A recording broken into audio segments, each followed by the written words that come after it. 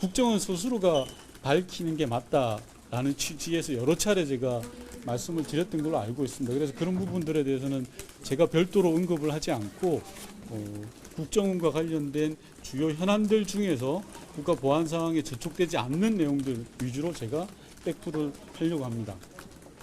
취지에 대해서 설명을 드린 겁니다. 우선 이동관 후보자와 관련해서 국정원 문건, 소위 이동관 문건에 대해서 의원들의 질의가 있었습니다. 국정원 차원에서 추가 보고받은 것이 있는지, 추가 조사받은 적이 있는지를 물었을 때 그런 적은 없다라는 걸로 답변을 하셨고요. 국정원 위원회를 통해서 보도된 것으로 알고 있다라는 답변을 하셨습니다.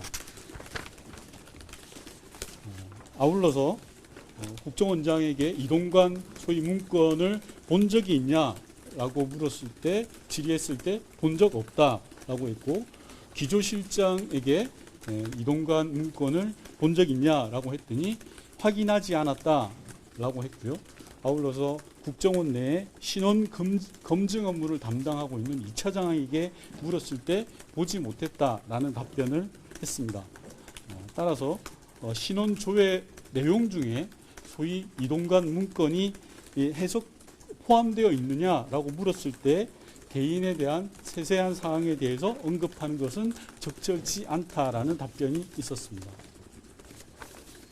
아울러서 이동관 후보자의 신원 조회와 관련해서 학폭 사실이 보고된 적이 있느냐라는 취지의 질문에 대해서 개인정보라서 밝히기 어렵다라는 답변이 있었고요.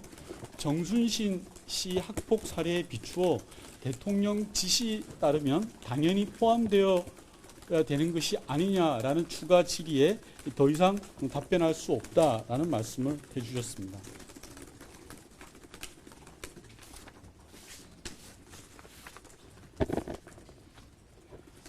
국정원 인사파동과 관련해서 최근 전 방첩센터장에 대해서 직권면직된 방첩센터장에 대한 징계위원회가 개최된 적이 있느냐라고 물었을 때 징계위원회는 개최되지 않았다라는 답변이 있었고요. 그리고 언론에 보도되었던 국정원 핵심 부서에 대한 공석, 즉 업무 공백이 있느냐라는 질문에 없다라고 답변을 했습니다.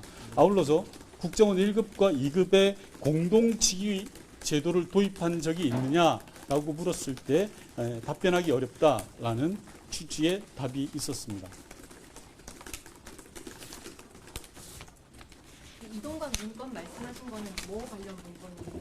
이동관 문건은 국정원의 이동관 후보자가 대변인, 홍보수석 등으로 재직할 때 국정원에 요청해서 방송 또는 언론계에 대한 사찰 등을 했다라는 취지의 그런 문건입니다. 대략 이 정도 현안에 대한 이야기가 나왔고요. 나머지는 너무 세세한 이야기라 이 정도만 말씀드릴 수 있을 것 같습니다. 혹시 질문사항 없으면 마쳐도 되겠습니까? 앞서 말씀드린 것처럼 주요 현안에 대한 보고 백프를 드린 거고요. 국정원에서 보고한 내용은 별도로 국정원에서 질의하시면 될 것 같습니다. 이상입니다. 마치겠습니다.